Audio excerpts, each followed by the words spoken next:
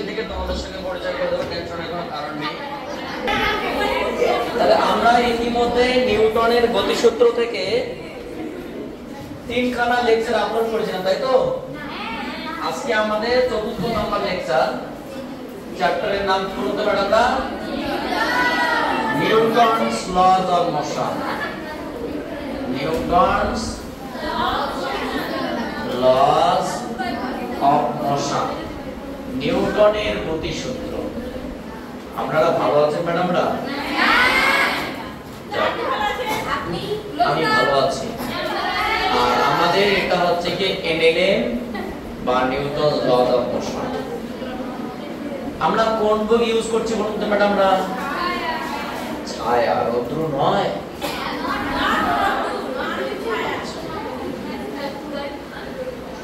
আচ্ছা, MCQ,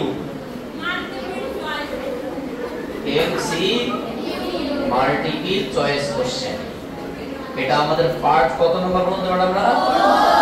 wow, তোমরা কত ট্যালেন্ট, এত ট্যালেন্ট।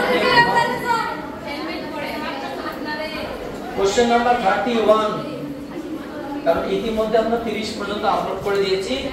এটা 31 নাম্বার কোশ্চেন। একটু ম্যাডামরা কোশ্চেনটা পড়ো। আচ্ছা, একটি রকেট 100 কেজি হারে জ্বালানি খরচ করে, মানে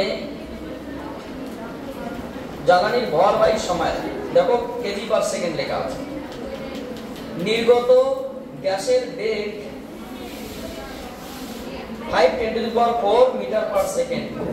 অভিকর্ষকে উপেক্ষা করলে, মানে আমরা গ্র্যাভিটেশনাল অ্যাক্সিলারেশনকে এখানে হিসাব করছি না আর কি, বা গ্র্যাভিটেশনাল ফোর্স এখানে কাজ করছে না, বলে দিয়েছি।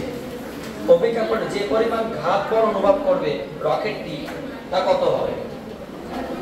এখানে ওরা যেটা দিয়েছে ম্যাডামরা একটু শুনুন। ধরুন এখানে একটা রকেট আছে, ঠিক আছে? এটা একটা ক্রিকেট রকেট।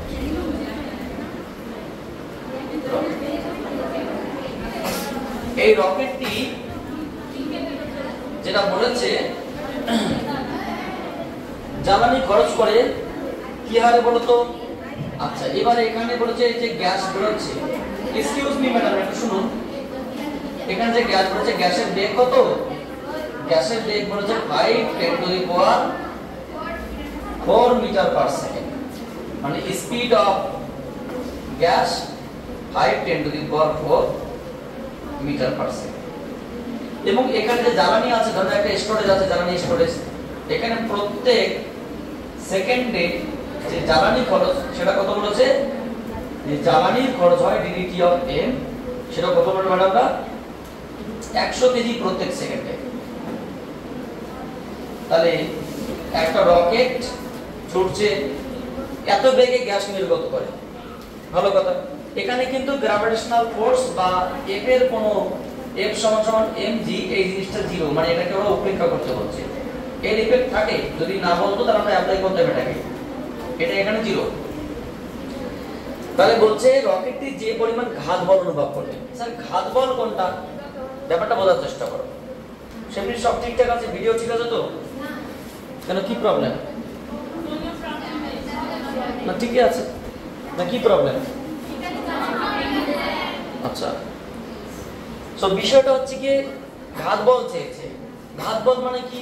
ধরো না রকেট নিজেই গ্যাস ছাড়ছে এবং নিজেই ছুটছে, তাহলে রকেটকে কেউ ঠেলছে? রকেট কিন্তু কেউ ঠেলছে না। রকেট নিজে যে হারে গ্যাস ছাড়ছে সেই হারে, মানে এরকম গ্যাস ছেড়েই চলছে। ধরো তুমি গ্যাস ছাড়ছো, গ্যাস ছেড়ে চলছো, তাহলে তোমার স্পিড গ্যাসের স্পিডের সমান। ধরো সাপোজ তুমি একটা রকেট, তুমি তোমার রকেট থেকে যে হারে গ্যাস ছাড়বে, মানে বায়ুর উপর যে পরিমাণ ঘাত সৃষ্টি করবে, সেটাই বায়ু তোমার উপর একটা প্রতিঘাত সৃষ্টি করবে, একটা বিপরীত জাতীয় বল। এক্সকিউজ মি, গন্ডগোল করো না। অ্যাকচুয়ালি ব্যাপারটা হচ্ছে কি, বলছে বায়ু এত নির্গত হয়, তাহলে এর উপর কতটা ঘাত সৃষ্টি হচ্ছে, মানে বিপরীত জাতীয় বল। বুঝতে পারলে কি কথা? আমরা কি জানি বলুন তো ম্যাডামরা? উই নো, আমরা জানি F = কি? ভরবেগের পরিবর্তনের হার।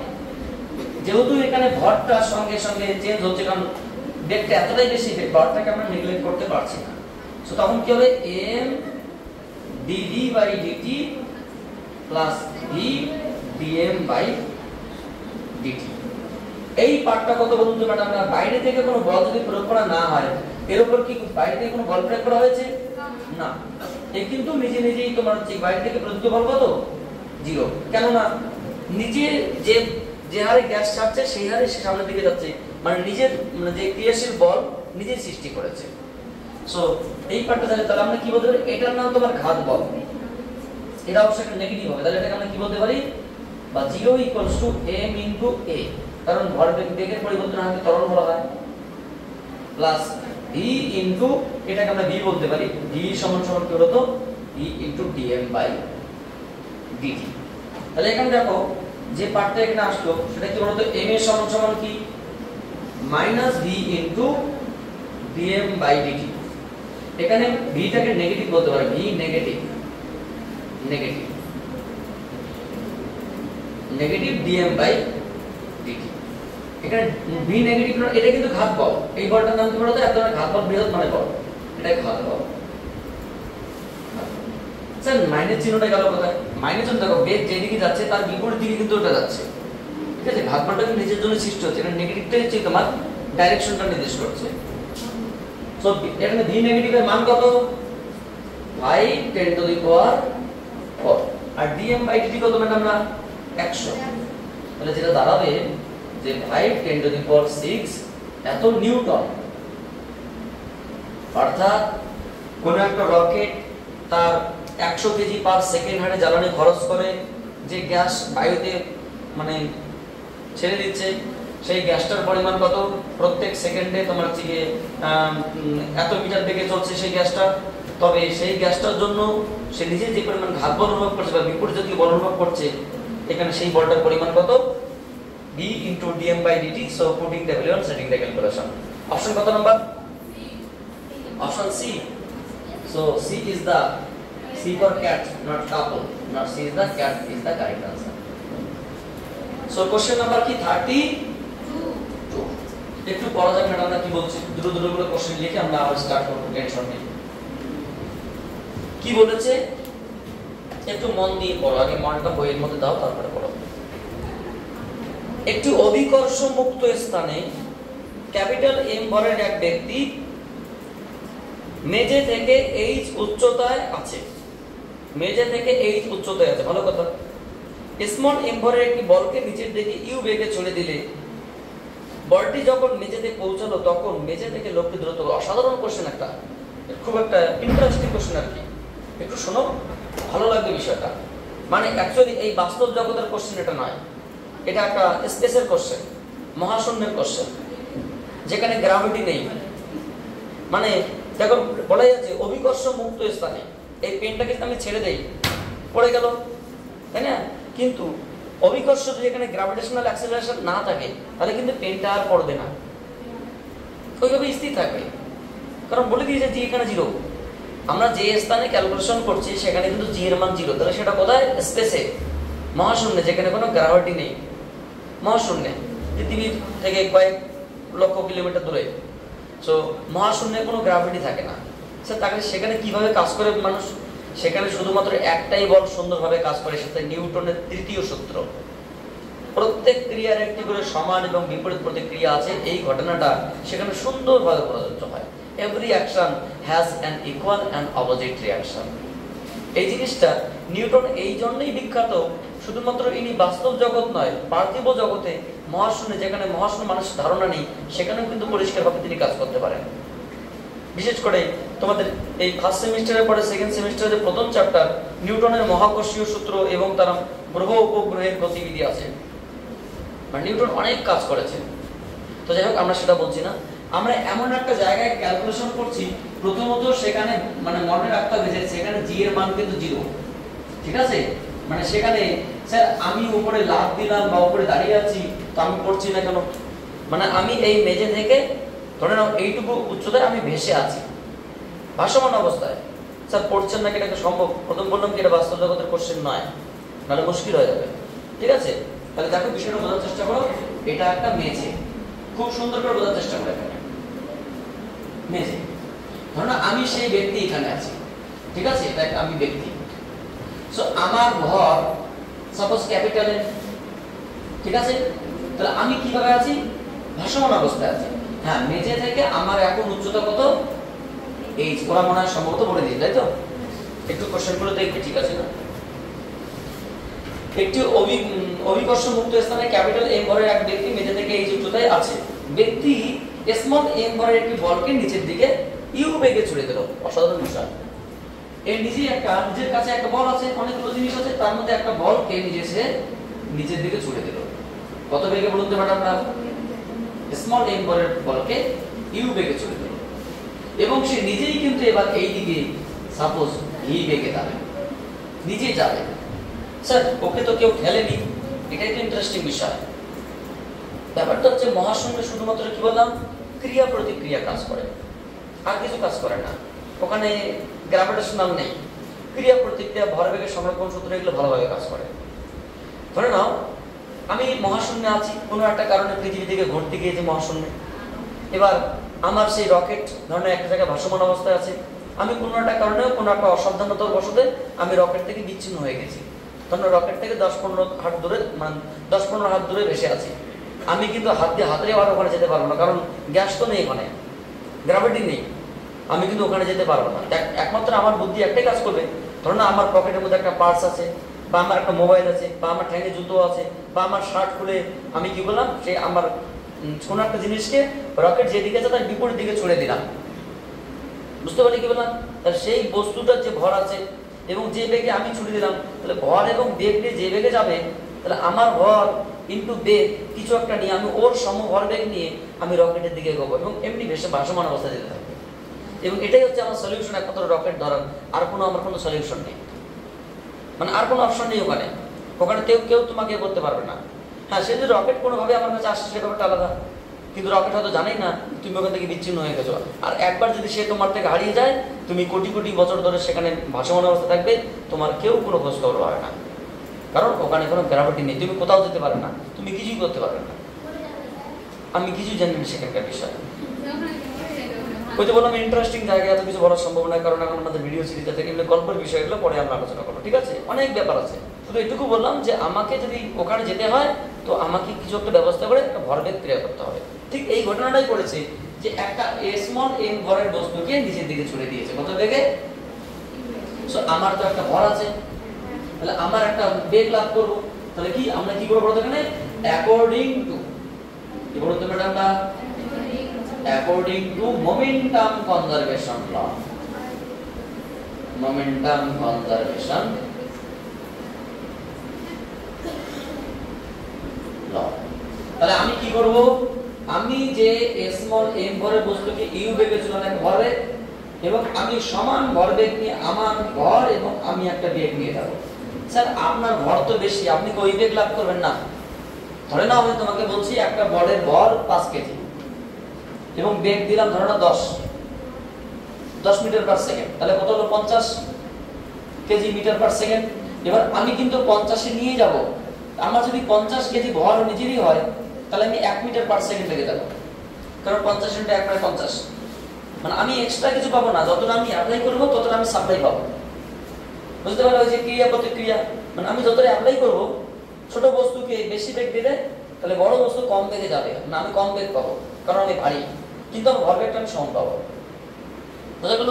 So according to momentum conservation law, এর ভরবেগ এবং আমার যে সৃষ্ট ভরবেগ সেটা কত সমান হবে। অর্থাৎ আমি কত বেগে ছুটে যাব, মানে মেইন কথা আমি ছুটে যাব M U by capital M বেগে। বুঝা গেল? এবার একটা বিষয় আপনারা বোঝার চেষ্টা করুন। কি বিষয়? সেটা হচ্ছে ধরে নাও এবার ওরা কি বলেছে, দেখো তো কি বলেছে। যখন বলটি মেঝেতে পৌঁছায় তখন মেঝে থেকে একটু লোকটি দূরত্ব করে। আচ্ছা, আমি যখন বলকে ছুড়ি দিই তখন আমার হাইট কত? এই বলটি আস্তে আস্তে আস্তে আস্তে যখন মেঝেতে পৌঁছাবে, বলটা কত ধরনের আসবে? বলটা কত ধরনের নামবে? এখানে কোনো ত্বরণ নেই, জি নেই, তো সমবেগই নামবে। ওটা কোনো ভাবতে যেও না যে জি, প্রথমে আমরা জিটাকে জিরো বানিয়ে দিয়েছি। তাহলে এখানে সমবেগে এখান থেকে আসতে এখানে একটা সময় লাগবে কিনা? তাহলে সেই সময় আমি আরো কিছু দূরত্ব যাব, মানে আমি এক্সট্রা x দূরত্ব যাব, মানে উপরের দিকে, মানে যখন এ পৌঁছবে ততক্ষণে এ বেশি দূরত্ব যাবে, কম দূরত্ব যাবে, কারণ আমি ভারী লোক, বেগ কম, মানে ততক্ষণে আমি এখন কত উঁচুতে রয়েছি সেটা ওরা চেয়েছে। অর্থাৎ আমার কাছে যেটা চেয়েছে ক্যাপিটাল H সমান সমান x প্লাস h, আমাকে x টা এখন বের করতে হবে। কথা বোঝা গেল না? কেন না? সো আমি কতটা দূরত্ব যাব লোকের ক্ষেত্রে বা লোকটির ক্ষেত্রে, প্রথম লোকটা কত বেগে চলছে, এই যত সময় নামবে তত সময় তো সে যাবে, কারণ যতক্ষণ না পর্যন্ত ভূমি স্পর্শ করতে ততক্ষণ পর্যন্ত হিসাব করতে বলেছে। সো আমরা কি জানি s ইকুয়ালস টু vt, তাই এখানে লোকটা কত দূরত্ব যাবে, লোকটা যাবে x দূরত্ব। কত বেগে যাবে না v বেগে, কত দূরত্ব যাবে কত সময় যাবে না t। মূলত v এর মান কত আমরা ইতিমধ্যে পেয়েছি, mu by capital M into t, t এর মান তো আমরা পাইনি, এখান থেকে ক্যালকুলেশন করি। বলের ক্ষেত্রে কি লিখতে পারি বলুন তো ম্যাডাম? আমরা কি জানি একই বিষয়, আমরা জানি s ইকুয়ালস টু vt। এখানে কিন্তু g কাজ করবে না, বারবার বলছি কিন্তু s কত h, কত বেগে সে নিচের দিকে নামলো, u বেগে, কত সময় নামলো, একই সময়। সো এখানকার টাইম কত, t equal to h by, so আমি এই টার্মটি এখানে বসাতেই পারি, তো mu by m into h by u, তাহলে u যদি কেটে দেওয়া হয়, so small m by capital M into h। সুতরাং আমার হাইট, আমি কত উচ্চতা রয়েছি, সুতরাং নির্ণেয় উচ্চতা মানে আমি এখন যতটা উচ্চতা থাকবো, আর ক্যাপিটাল H সমান কি x প্লাস স্মল h, মানে x প্লাস কত, x কত, small m by capital M into small h plus small h, small h যদি কমন নেওয়া হয় তাহলে 1 plus small m by capital M into h, এটাই অ্যানসার, তাই তো নাকি? So option number A is the correct answer. বুঝতে পারলে কি সুন্দর বিষয়টা? মানে অঙ্কটা কিন্তু অত্যন্ত ইন্টারেস্টিং অঙ্ক, এমন না যে তোমার ইচ্ছা মতো লজিক দিয়ে কাজ করবে, না, মানে লজিকটা একটু চেঞ্জ করতে হবে। সো তুলে নাও, আমরা পরবর্তী কোশ্চেনে আসছি, টেনশনটা কোনো কারণ নেই। সো কোশ্চেন নাম্বার কত, ভাষায় মার্জিন টানো, question number 33। So excuse me, একটি অনুভূমিক তলে উল্লম্বভাবে অবিরত সীসার গুলি পড়ছে, মানে একটা অনুভূমিক তলে উল্লম্বভাবে অবিরত সীসার গুলি পড়ছে। শোনো না ম্যাডামরা, সীসার গুলি একটা ধাতব পদার্থ, প্রতিটি সীসার গুলির ভর m, তলটি স্পর্শ করার মুহূর্তে বেগ u মিটার পার সেকেন্ড। যদি প্রতি সেকেন্ডে n সংখ্যক গুলি তলটির উপর পড়ে স্থির হয়ে যায়, তবে সীসার বল পড়ার জন্য অনুভূমিক তলের উপর প্রযুক্ত বল কত হবে? আচ্ছা, সীসার বল না, সীসার গুলি হবে, কথাটা ভুল লেখা আসছে, কথাটা বোঝার চেষ্টা করো। এইরকম উদাহরণ কোথায় আছে না জানা নেই? এক্সকিউজ মি ম্যাডামরা, concentrate your mind to the forward direction.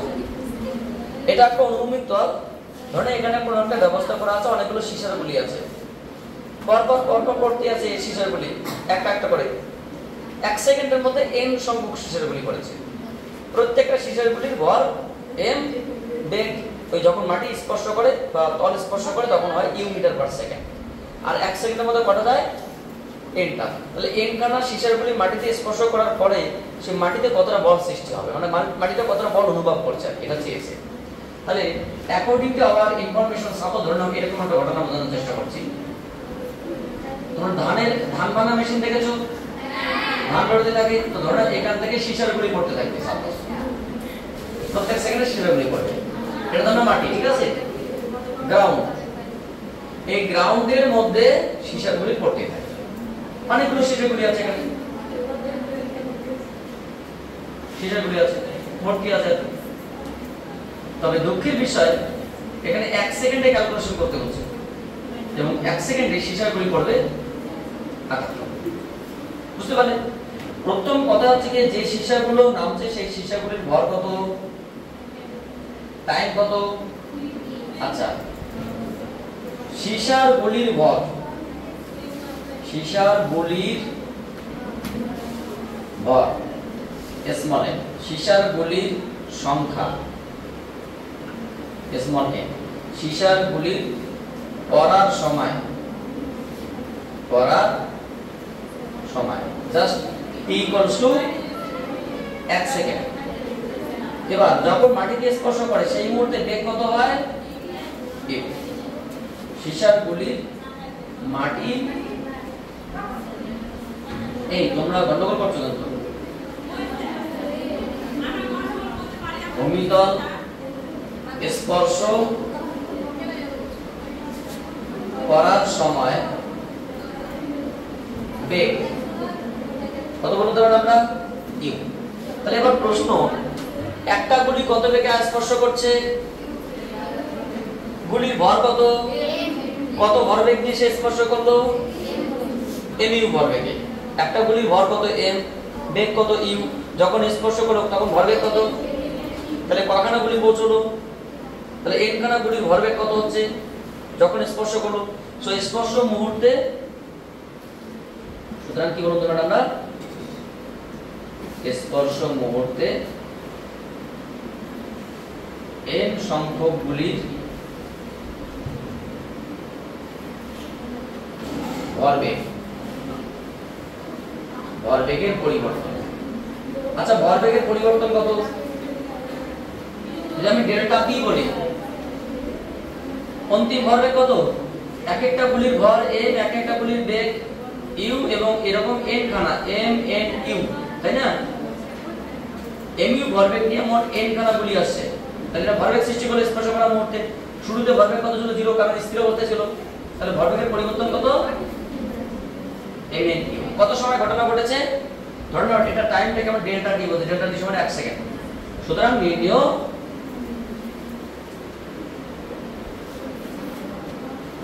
গুলি দ্বারা প্রযুক্ত বল, গুলি দ্বারা মেঝের উপর প্রযুক্ত বল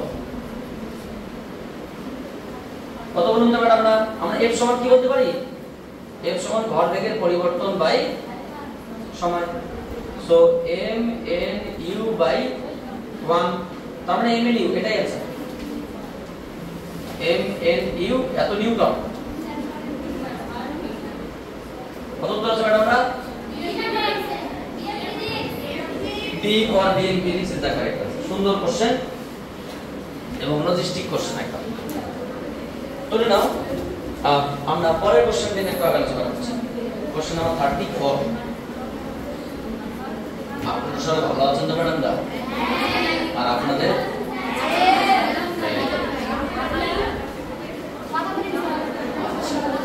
কোশ্চেন নাম্বার 34। বলবো না গো আর কোনদিন, পেটটা পড়ে গেল গো। 34 নাম্বার কোশ্চেন বলেছে, এম ভরের কোন বস্তুকে একটু অনুভূমিক ঘর্ষণহীন তল বরাবর স্মল এম ভর বিশিষ্ট একটি দড়ির সাহায্যে টানা হচ্ছে।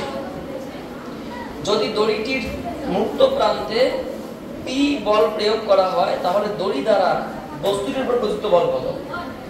মানে বাংলা কথা যেটা বলেছে ম্যাডামরা, শোনো না, এখানে একটা অনুভূমিক তল আছে, ঠিক আছে? এই অনুভূমিক তলের উপর কি আছে বলুন তো? একটা বস্তু আছে। বলুন তো ম্যাডামরা, বস্তুর ভর কত? বস্তুর ভর ক্যাপিটাল। আমরা এখানে একটা কি করেছি? দড়ি দিয়ে, এটা একটা দড়ি, দড়ি দিয়ে বস্তুটাকে কি করছি? টানছি। কত বলে টানছি? না, পি বলে টানছি। আর দড়িটির ভর কত? Small M.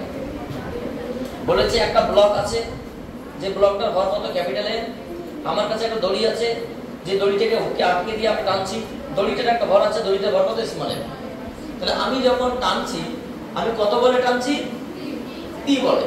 তাহলে ওরা কি চেয়েছে এবার দেখো, এটা কোশ্চেন ছিল। মুক্ত মুক্ত প্রান্তে এই পি বল প্রয়োগ করে, তবে দড়ি দ্বারা বস্তুর উপর প্রযুক্ত বল কত, মানে এই দড়িটি এই বস্তুর উপর কতটা বল প্রয়োগ করেছে। এখানে কিন্তু কোনো ঘষাঘষি গুণাঙ্ক নেই, কেন এটা কি বলতো মসৃণ।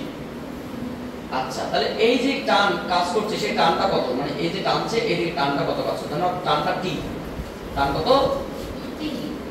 আচ্ছা, এইদিকে কেউ বাধা দিচ্ছে কি, বাধা নেই। তাহলে আমরা যদি বলি দড়িটাকে একটা বস্তু বলে ছোট করে এরকম করে দেখানোর চেষ্টা করি, পিকচারটা এরকম ধরে নাও এটা একটা বস্তু আর দড়িটাকে ছোট একটা বস্তু কল্পনা করার চেষ্টা করছি এরকম, আর আমি বল প্রয়োগ করলাম কত পি, তাহলে এর ভর কত s মানে এর ভর কত ক্যাপিটাল M, এবং এর সূত্র টান কত, এগুলো সূত্র টান টি।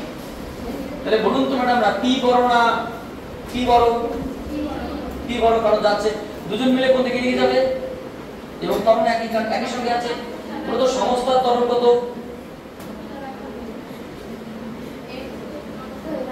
সমস্ত ত্বরণ কি বলুন তো ম্যাডাম, a সমান সমান কি মোট বল বাই মোট ভর। এখানে কত বল প্রয়োগ করা হয়েছে p, মোট ভর কত এটা, এটা সমস্ত ত্বরণ, ঠিক আছে, এটা আমরা ওভাবে বের করতে পারি। তাহলে কি স্মল m ভরের বস্তুর ক্ষেত্রে, স্মল m ভরের দড়ির ক্ষেত্রে কি লিখতে পারি বলুন তো ম্যাডাম, আমরা লিখতে পারি p বড় না t বড়, p টা t এর থেকে বড়, p মাইনাস t কত বড় না স্মল m ভরের দড়ি a ত্বরণ নিয়ে যাচ্ছে এটা বড়, এটা এক নম্বর ইকুয়েশন। এবং ক্যাপিটাল M ভরের বস্তুর ক্ষেত্রে এখানে কি লিখবো বলুন তো ম্যাডাম, এখানে কি বল কাজ করছে শুধুমাত্র টি, এদিকে কেউ বাধা দিচ্ছে না, বাধা বল কত শূন্য, কত ধরনের চলছে ক্যাপিটাল M ভরের বস্তু এই ধরনের চলছে। তাহলে বলুন তো টি সমান সমান কত m n, সো m ইনটু a কত পেয়েছি আমরা p by small m plus capital M, তাহলে যেটা দাঁড়ালো mp by small m plus capital M, এটা आंसर হবে। সূত্র টান কত, অর্থাৎ সূত্র টান নয়, দড়ি দ্বারা বস্তুর উপর কতটা বল প্রয়োগ করেছে এতটা। কত নম্বর option D, D for dog is the correct answer. So তুলে নাও, আমরা পরবর্তী কোশ্চেনে আসি। টেনশনের কোনো কারণে জলের মতো ঝকঝকে এবং কাচের মতো কচকচে। তো এখানে একদম জিজ্ঞাসা করলো যে জিনিসটা আগে যদি বলতেন, সমস্ত ত্বরণ তো তোমরা নিশ্চয়ই জানো, সমস্ত ত্বরণ কি মোট বল বাই মোট ভর। এখানে বল কত প্রয়োগ করা আছে আলটিমেটলি পি, কোথায় কে টেনেছে কে ঠেলেছে ওটাকে লাভ আছে, মোটের উপর যে বলটা প্রয়োগ হয়েছে সেটা কত পি, আর মোট ভর কত, সো এটাই সমস্ত ত্বরণ। এবার আমাদের এখানে আমরা এইভাবে কল্পনা করেছি বিষয়টা, স্মল m ভরের বস্তুর ক্ষেত্রে p বড় না t বড়, কত বড় p মাইনাস t, তাহলে এই বেশি বলটা নিয়ে কে যাচ্ছে স্মল m ভরের বস্তুর এত বড় ত্বরণে যাচ্ছে m এ। অনুরূপ ভাবে ক্যাপিটাল M ভরের বস্তুর ক্ষেত্রে t মাইনাস 0 কারণে দিকে কোনো বাধা নেই, সো সেই ক্ষেত্রে আমরা বলতে পারি ক্যাপিটাল M ইনটু a ত্বরণে যাচ্ছে, দুজন একসঙ্গে যাচ্ছে। সেই ক্ষেত্রে আমরা কি বললাম যে t টাই ওটা চেয়েছে, t টা আমরা বের করলাম, ঠিক আছে। আচ্ছা, কোশ্চেন নাম্বার তোমরা কোনটা বলবে 35 পড়ো, 35 নাম্বার কোশ্চেনটা পড়ো।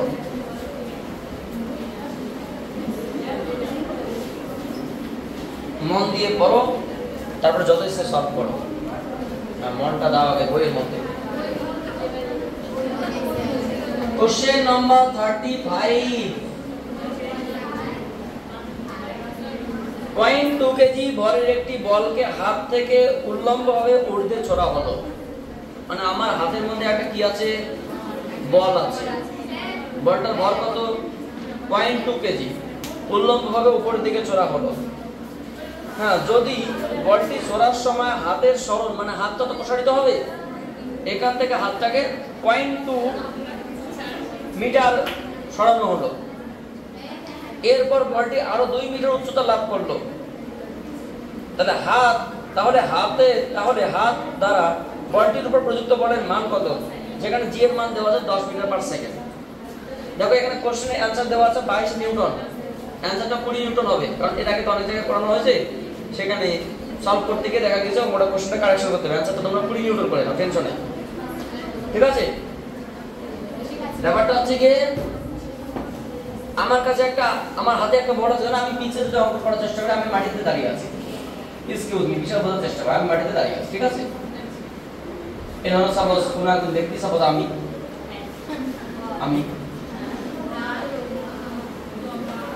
যাই হোক, ঠিক আছে। এই হাতটা এখানে, বলটা প্রথমে বলটা এখানে ছিল, হাতটা প্রসারিত হয়ে এরকম হয়েছে, তাহলে বলটা এখান থেকে প্রসারিত করে এখানে গিয়েছে, ঠিক আছে? এবার প্রথম পয়েন্ট যে বলটা কতটা উচ্চতা লাভ করলো বলুন তো? প্রথম পয়েন্ট বলটা উচ্চতা লাভ করলো x বা স্মল h1। বলুন তো ম্যাডাম, আমরা h1 সমান কত? ওরা বলে দিয়েছে 0.2 মিটার উচ্চতা লাভ করে, বলটা 0.2 মিটার উচ্চতা লাভ করে। একটু শুনুন ম্যাডামরা। এবং শুরুতে বেগ কত ছিল বলটার উপর? 0, কারণ বলটা আমার হাতে স্থির ছিল। তাহলে এখানে u1 যদি বলা হয়, u1 সমান সমান কত? শুরুতে u1 সমান সমান 0, আর v1 সমান সমান সাপোজ কোনটার অন্তিম মানে প্রাথমিক বেগ কত? v, মানে বল প্রয়োগ করলাম। এবং বলটা যখন ছুড়ে দিলে মূল্যায়ন হবে, তখন বলটা সাপোজ এই পয়েন্টে গিয়ে আবার সেই স্থির হয়ে গেল। তাহলে এখানে অন্তিম বেগ কত? v2 সমান সমান সাপোজ 0, কারণ এইভাবে গেল। কেন? উপরের দিকে যাওয়ার সময় কি গ্র্যাভিটি কাজ করেছে -g, তাই না? তাহলে বলেছে কত দূরত্ব গেল সে ততক্ষণে দিয়েছে সে h2 দূরত্ব। বলুন তো ম্যাডাম, h2 সমান কত? বলছে আরো 2 মিটার দিয়েছে। তাহলে হাতটা যখন প্রসারিত করেছি, তো হাতটা প্রসারণ করার সময় তোমার হচ্ছে কি হাতের প্রসারণ হয়েছে, কত উচ্চতা লাভ করেছে? 2 মিটার, এবং বলটি আরো তোমার 0.2 মিটার, আরো 2 মিটার উচ্চতা লাভ করেছে, ঠিক আছে? একটা বিষয় বোঝার চেষ্টা করো, যখন আমি বলটা ছুড়ে দিয়েছি হাত থেকে, মানে হাতের এখান থেকে এখানে, তখন কিন্তু জি এর কোনো মানে কাজ ছিল না, কারণ আমার হাতটাই কাজ করেছে। তখন হাতের কি একটা ত্বরণ ছিল, সেই ত্বরণকে আমরা এ বলতেও পারি, জি নয়। যখন বলটাকে আমরা ছেড়ে দিয়েছি বেগ দিয়ে, তখন বলটার উপর একটা জি কাজ করতে শুরু করেছে। অর্থাৎ জি এর কাজ কিন্তু এখানে নেই, জি এর কাজ কিন্তু এই জায়গায় আছে। সো এই পয়েন্টের নাম বললাম এ বি সি। বুঝা গেল? তাহলে আমাদের প্রথম পয়েন্ট ওরা কি চেয়েছে বলুন তো? আমরা বলটির উপর আমরা কত বল প্রয়োগ করেছি, মানে এখানে আমি কত বল প্রয়োগ করেছি। তাহলে বল সমান সমান কি? ভর ইনটু ত্বরণ, ভর ইনটু ত্বরণ। তাহলে আমি যদি এই পয়েন্টে কতটা মানে ত্বরণ দিয়েছি যেটা বের করতে পারি, তাহলে হয়ে গেল, তাই না? সো বলটির উপর প্রযুক্ত বল কত বলুন তো ম্যাডাম? না F সমান সমান m a, m তো তোমার দেওয়াই আছে, m কত দেওয়া আছে বলো তো? 0.2 kg, এটা দেওয়াই আছে। তাহলে a দরকার। এবার আমাদের প্রশ্ন 2-3টা, a থেকে b যাত্রায় কি কি ঘটনা ঘটবে। প্রথমে আমরা a থেকে b যাত্রা দেখব। বলুন তো ম্যাডাম, আমরা a থেকে b যাত্রায় কি বলতে পারি? আমরা কি জানি? v square = u square plus 2as। বলুন তো এখানে প্রাথমিক বেগ কত, অন্তিম বেগ কত? অন্তিম বেগ v1 স্কয়ার। এখানে আচ্ছা v বললাম, এটাকে v বলছি, এখানে v। অন্তিম বেগ কত? v square. প্রাথমিক বেগ 0, 2 ইনটু a ইনটু s কত বলো তো? h1। s কত? h1, অর্থাৎ 2a h1। তাহলে আমরা কি বলতে পারি যে এখানে তোমার a সমান সমান কত? v স্কয়ার বাই 2h1 থাকলো। তাহলে আমরা এখানে মানটা বসাতেই পারি যে m into v square by 2h1। দেখো h1 এর মানও কিন্তু আমার জানা আছে, কিন্তু আমার এখানে v এর মানটা জানা নেই। বেগটা আমাদের এখানকার বেগটা কত? এবার আমরা দেখব এখানকার হাইট দেওয়া আছে। কোন যাত্রায় দেখো বলো তো? b থেকে c যাত্রায় হিসাব করব। b থেকে c যাত্রায় আমরা কি বলতে পারি? আমরা বলতেই পারি যে v square = u square plus 2as। বলুন তো আমরা এই যাত্রার অন্তিম বেগ কত? অন্তিম বেগ 0। প্রাথমিক বেগ কত? v square. কি নিয়ে যাচ্ছে? 2 * g। কত দূরত্ব গেল? h। কারণ এখান থেকে দূরত্ব গিয়েছে। তাহলে v বলুন তো কত এখানে আসলো? v স্কয়ার সমান কত আসলো? 2g h। তাহলে আমি যদি v স্কয়ার জায়গায় এই মানটা বসিয়ে দিই, তাহলে কি হবে? m * 2GH2 বাই H1 বোঝা গেল বাই 2H1 তাহলে 2 কাটলো তাহলে কি আসলো বলুন তো আমরা m * g H2 by H1 আচ্ছা আপনারা একটু মানটা বসান তো m এর মান কত 0.2 আর g এর মান কত 10 H2 কত 2 আর H1 কত 0.2 তাহলে এক কাজ করো তুমি এটা কেটে দাও 20 নিউটন বুঝা গেল বিষয়টা অর্থাৎ যে বিষয়টা দাঁড়ালো খুব সিম্পল বিষয় আমাকে বলটার উপর কতটা বল প্রয়োগ করেছি সেটা আমাকে বের করতে হবে সো F সমান m a মানে আমি কত ত্বরণ দিয়েছি m তো জানিয়েছে বল তাহলে ত্বরণ বের করার জন্য প্রথমে আমরা এই সিস্টেম থেকে বের করার চেষ্টা করব কিন্তু v নেই কিন্তু এখানে ইনফরমেশন দিয়েছে সেখান থেকে v টা বের করলাম মান পুট করলাম চলে আসলো ঠিক আছে কত নম্বর অপশন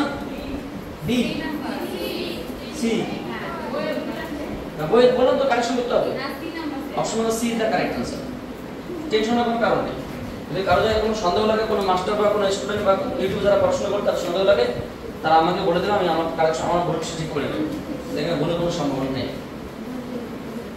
এখানে ভুলের কোনো সম্ভাবনা নেই কারণ আমি আমার লজিস্টিকভাবে অঙ্ক করেছি আমি आंसर দেব অঙ্ক করে আচ্ছা কোশ্চেন নাম্বার কত ম্যাডাম না 36 কি বলেছিল কত এরা বলেছে একটি হালকা স্প্রিং তুলাকে অপর একটি হালকা স্প্রিং তুলার আংটা থেকে ঝোলানো হলো দুটো spring 1 by 1 line by line खड़ी रही है ক্যাপিটাল এম ভরের একটি বস্তু দ্বিতীয় স্প্রিং থেকে ঝোলানো হলো তাহলে নিম্নলিখিত কোন বিবৃতি সঠিক হবে কি হবে না হবে সে পরে দেখা প্রথম পয়েন্ট কটা স্প্রিং আছে বলুন তোমরা টাকা এখানে একটা সাপোর্ট আছে এখানে একটা হ্যাঙ্গার আছে এই হ্যাঙ্গারের সাথে আমরা একটা স্প্রিং কে ঝুলিয়ে দিলাম প্রথমে একটা স্প্রিং আছে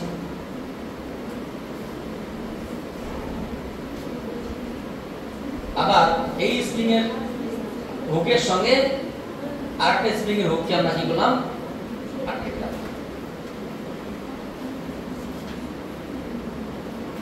এবং এর সঙ্গে আমরা কি করলাম একটা বস্তুকে চাপিয়ে দিলাম বোঝা গেল তাহলে দুটো স্প্রিং আছে এবার যে কোশ্চেন বলেছে এরা কিন্তু ভরহীন স্প্রিং এর নিজস্ব কোনো ভর নেই ওরা বলে দিয়েছে মানে ভরহীন তাহলে ক্যাপিটাল এম ভর চাপানো হয়েছে এর ভর কত m1 0 এর ভর কত ভর আছে কিন্তু এটাকে তুলনা করতে মানা করেছে তাহলে বলুন তো নিচের দিকে কত বলে তার টানছে জাস্ট ক্যাপিটাল M * g কারণ আর তো কোনো ভর নেই ভরহীন তাহলে এদিকে তাহলে এই স্প্রিং এ কত টান কাজ করেছে t তাহলে এখানে টান কত আসলো t এদিকে টান কত t এখানে টান কত t মানে আমরা বলতে পারি যদি আমরা t1 বলি এগুলোকে t2 বলি এগুলোকে সো t1 এর মান t2 এর মান mg সমান অর্থাৎ এখানে স্প্রিং তোলার ক্ষেত্রে একটা গুরুত্বপূর্ণ বিষয় আমরা যখন দেখব ধরে নাও এখানে একটা বাক্স আছে ঠিক আছে আমাদের একটু ভালো করে জানিয়ে রাখা উচিত স্প্রিং তোলা তোমরা জানো না হয়তো স্প্রিং তোলার এখানে একটা তোমার হচ্ছে কি স্প্রিং ঝোলানো থাকে ঠিক আছে এবং এখানে একটা কোনো কিছু আটকানোর একটা জিনিস থাকে এখানে আমাদের এমনি একটা সাপোর্ট থাকে আমরা স্প্রিং তোলাটাকে কি করব যে আমরা এটাকে ধরতে পারবো এটা ধরতে পারবো এবং স্প্রিং তোলার একদিকে কিন্তু তোমার রেকর্ড থাকে কি বলতো ভরের রেকর্ড ভর মানে আর একদিকে কি থাকে বলতো ভারের রেকর্ড তোমরা এই ক্যালকুলেশনটা আমরা সাধারণত ভারটা ক্যালকুলেশন করি না ভরটা ক্যালকুলেশন করি তো নিচের দিকে যে কাজ করছে mg এই mg একটা বল বা ভার এই বল কত নিউটন বা কত ডাইন এই স্কেলে থাকে এদিকে কি থাকে বলতো f আর এটাকে মানে f টাকে যদি আমরা m দিয়ে ভাগ করি তাহলে কি পাবো সরি f টাকে যদি আমরা g দিয়ে ভাগ করি তাহলে কি m পাবো তাহলে এই দিকে f by g that means m এর একক মানে কেজি বা মিটার মানে কেজি বা কোনো কিছু থাকে এদিকে একটা স্কেল থাকে আমরা সাধারণত ভরটা দেখি আমরা এই দিকটা রেকর্ড করে দিই তখন দেখবি তুলার ক্ষেত্রে দুই দিকে থাকে তো এই তুলার ক্ষেত্রে দুজনের জন্য কোনো সমস্যা হবে না মেইনলি যে রেকর্ডটা এখানে থাকবে সেই রেকর্ডটা এখানে দেখাবে অর্থাৎ প্রত্যেকটা জায়গায় সমান বল অনুভব করবে এখানে বলের কোনো রকম চেঞ্জ হবে না সো কি বলেছে ওরা কোশ্চেন অপশন এ বলেছে হ্যাঁ 2 স্প্রিং তোলাই এমজি মানে এম কেজি পার দেবে, ঠিক আছে, কারণ এরা তো নিজেদের তো কোনো ভর নেই, এই রেকর্ডটা এও দেবে যা এও তাই দেবে, কারণ এদের তো নিজস্ব কোনো নেই, অর্থাৎ 2 স্কেলে কি করবে সমান পরিমাণ রেকর্ড দেবে। Option number আপল is the correct answer. তাহলে না আমরা আর দুটো অঙ্ক করব, করে তোমাদের ছেড়ে দেবো, মাত্র 6টা অঙ্ক হলো, 2টো অঙ্ক করে ছেড়ে দেবো। কোশ্চেন নাম্বার 37 টা একটু পড়ো কি বলছি।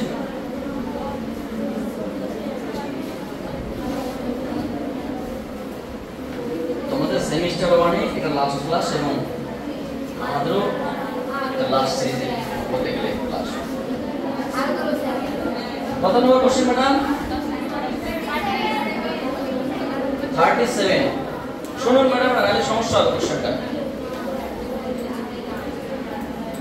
বলেছে 5000 কেজি ভরের একটা রকেট যার নিজস্ব ভর কত 5000 কেজি।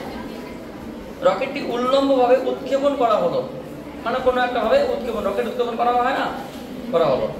রকেটটি থেকে নির্গত গ্যাসের বেগ 800 মিটার পার সেকেন্ড। এর আগে একটা অঙ্ক করেছিলাম, মনে আছে? রকেটটি 20 মিটার পার সেকেন্ড স্কয়ার ঊর্ধ্বমুখী ত্বরণ, রকেটটি এত ত্বরণে ছুটছে আর কি, 20 মিটার পার সেকেন্ড স্কয়ার ত্বরণ নিয়ে প্রাথমিক ত্বরণ দেওয়ার জন্য যে পরিমাণ বল দেওয়া হবে সেই ঘাত বলটা কত, যে পরিমাণ ঘাত বল প্রয়োজন তা সরবরাহ করতে প্রতি সেকেন্ডে রকেটটি থেকে যে পরিমাণ গ্যাস নির্গত হবে, মানে প্রতি সেকেন্ড dm/dt চেয়েছে, গ্যাস নির্গত গ্যাসের হার dm/dt চেয়েছে, যেখানে g এর মান 10 মিটার পার সেকেন্ড স্কয়ার। এখানে দেখো কোশ্চেন যেটা বলেছে, এটা একটা রকেট, আমরা একটু আগে দেখার চেষ্টা করতে এরকম একটা বিষয়, রকেট, এই রকেট থেকে গ্যাস নির্গত হচ্ছে, কি নির্গত হচ্ছে আমরা গ্যাস নির্গত হচ্ছে। আচ্ছা, নির্গত গ্যাসের বেগ দিয়েছে কি, নির্গত গ্যাসের বেগ কত দিয়েছে? নির্গত গ্যাসের বেগ 800 metre per second, 800 metre per second. ওরা কি হারে জ্বালানি খরচ হচ্ছে এটা কিন্তু ওরা চেয়েছে, ঠিক আছে, ওরা চেয়েছে। আর কি দিয়েছে বলতো? রকেটের নিজস্ব ভর, না রকেটটা পুরোটার ভর কত? ক্যাপিটাল এম, ক্যাপিটাল এম কত? 5000 কেজি, 5000 কেজি। আচ্ছা, আর কি দিয়েছে ম্যাডাম? জি এর মান তো দিয়েছে 10 মিটার পার সেকেন্ড স্কয়ার। জি মানে এখানে কিন্তু জি কাজ করছে, আগে যেমন নিজস্ব মানে গ্যাস বের করে নিচে যাচ্ছিল, এখানে কিন্তু তোমার গ্র্যাভিটেশন অ্যাক্সিলারেশন তো থাকবে, ঠিক আছে, মেইন বিষয়টা হচ্ছে। তাহলে কি বলেছে? আর 20 মিটার পার সেকেন্ড, এই যে ছুটবে উপর দিকে, কত ত্বরণে ছুটছে? নিচে থেকে জি কাজ করছে, কিন্তু উপরে দিকে যে ত্বরণ 20 মিটার পার সেকেন্ড স্কয়ার। একটু শুনুন ম্যাডামরা। আচ্ছা, এই হচ্ছে কি ইনফরমেশন। তার ওরা কি চেয়েছে বলুন তো? dm/dt। আমরা কি জানি বলুন তো? আমরা জানি রকেটের উপর ক্রিয়াশীল বল যদি আমরা F বলি, এটা কি মানে গ্যাসের ভরবেগের পরিবর্তনের হার, এটা কিন্তু গ্যাসের রকেটের উপর, এটা কি বলতে পারবো? F = m * a, ঠিক আছে। সো আমরা কি বলতে পারি এখানে তোমার, আচ্ছা এটা পরে দেখছি, এটা কি বলতো? m * dv/dt plus v * dm/dt, dm/dt। বাইরে থেকে তো কোনো বল প্রয়োগ করা হয়নি, হয়েছে কি? বাইরে থেকে বল কত প্রয়োগ করেছে? বাইরে থেকে শুধুমাত্র mg বল প্রয়োগ করেছে, নিচের দিকে বাইরে থেকে কত বল প্রয়োগ করেছে? mg। তাহলে আমাদের কাছে কি চেয়েছে বলো তো? আমাদের কাছে কিন্তু এই মানটা চেয়েছে, তাই না?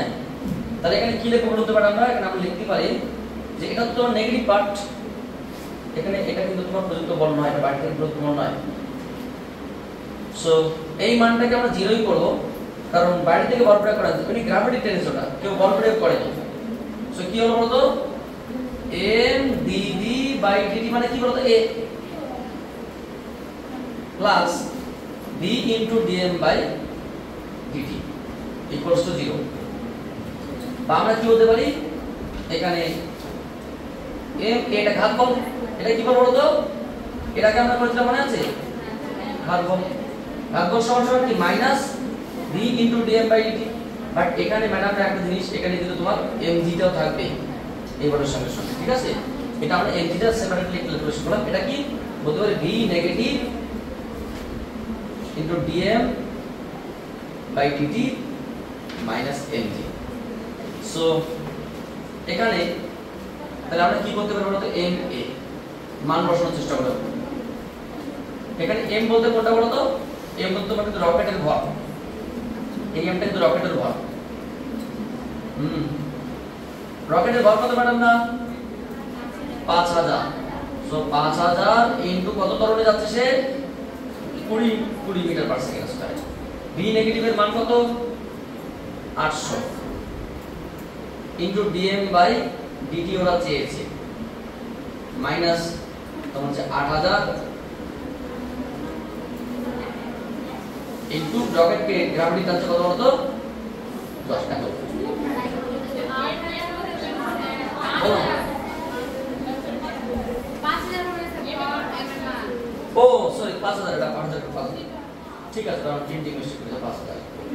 তাহলে এটা তোমার হচ্ছে কি 5000 তো মোরাট ডি, তাহলে এক কাজ করো ডিএম বাই ডিটি আমি একবার লিখছি আগে, যেটা আসবে সেটা 500 কমন নিলাম 20 মাইনাস মাইনাসে প্লাস 10, ঠিক আছে। এদিকে আসলো আর নিচে আমি 800 পাঠিয়ে দিলাম, দুটো শূন্য কেটে দিলাম। তাহলে যেটা আসলো উপরে 50 ইনটু 30 বাই 8 এত। দেখো তো কত আসে, তোমার হচ্ছে কি 4 দশমিক 8, 15 দশমিক 30, 2 দশমিক 4, 25, মানে 25 ইনটু 15, 25 ইনটু 15 বাই 2। ক্যালকুলেটর আছে আমার কাছে? আরে পরীক্ষার কথা ঘর দিন, এখন আমরা ভিডিও করতে পরীক্ষার কথা ভাবছি না, ওপরে দিচ্ছি, সমস্যা নেই।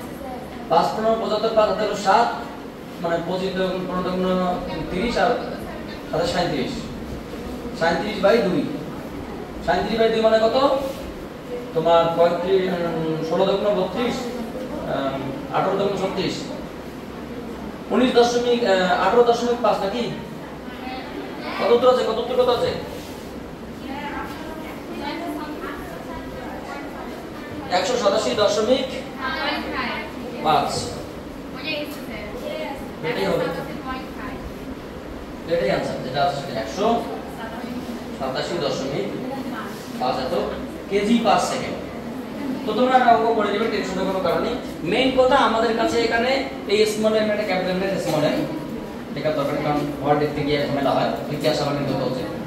তো ব্যাপারটা হচ্ছে গিয়ে এত কেজি ভরের একটি রকেট যখন উপরের দিকে ছুটছে এই ত্বরণে নিচে থেকে গ্র্যাভিটি টানছে, তখন তার উপর যে ঘাত সৃষ্টি হয় তার জন্য কি হারে গ্যাস নির্গত হচ্ছে সেই গ্যাস নির্গত হার চেয়েছে বা ডিএম বাই ডিটি চেয়েছে, সেটা কত 187.5।